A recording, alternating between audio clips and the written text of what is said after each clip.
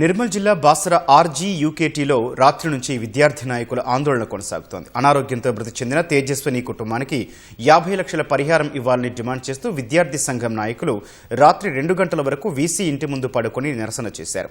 ఇదిలా ఉండగా ఆర్జీయూకేటీలో చదువుతున్న కొందరు విద్యార్థులు సోషల్ మీడియాలో విడుదల చేసిన వీడియో వైరల్గా మారింది. తమ క్యాంపస్ విద్యార్థి మృతి చెందడం తమకు బాధగా ఉందని, ఆమె దీర్ఘకాలిక వ్యాధితో చనిపోయిందని, దానికి అధికారుల నిర్లక్ష్యం వల్ల మరణించిందని అనడం ఎంతవరకు సమంజసమని వారు ప్రశ్నించారు.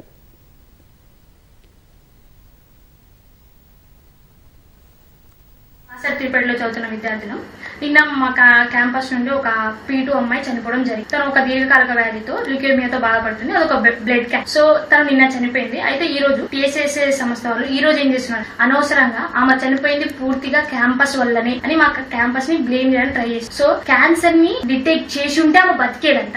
ఏ క్యాంపస్ లో దేశంలో ఏ క్యాంపస్ హాస్పిటల్లో బ్లడ్ క్యాన్సర్ ని డిటెక్ట్ చేసి కాపాడేంత అడ్వాన్స్ స్టేజ్ కి వచ్చిందో మాకు తెలియదు. ఇది పూర్తిగా మా క్యాంపస్ ని బ్లేమ్ చేయడానికి తప్ప ఏం లేదు. సో దాన్ని అడ్డు పెట్టుకుని 9,000 మంది చదువుతున్న క్యాంపస్ ని బ్లేమ్ చేయడం చాలా బాధాకరం. వాళ్ళ కంపెనీకి ప్రొటెస్ట్ చేయరని మాకేంటి గ్యారంటీ అన్నట్లు ఏమైనా ప్రాబ్లమ్స్ ఉంటే అడ్మినిస్ట్రేటివ్ వాళ్ళతో చర్చనీయంగా మాట్లాడుకోవాలి, కానీ ప్రొటెస్ట్ చేయడం ఇలా చేయడం అసలు it's not a correct way. So ఏమైనా ఉంటే ఫస్ట్ కన్సల్ట్ అవ్వాలి. వాళ్ళని కన్సల్ట్ అవ్వకుండా డైరెక్ట్ గా మేమే చేసుకుంటాం. అసలు రీజన్స్, దాని ముందు రీజన్స్ ఏంటి, అసలు రీజన్స్ ఏం తెలియకుండా కరెక్ట్ వే కాదు. మాకు కూడా అందరితో పాటు వాళ్ళకున్నంత రైట్స్ మాకు ఉన్నాయి. కాలేజ్ రెప్యుటేషన్ తక్కువ వేస్తే మేము ఊరుకోం.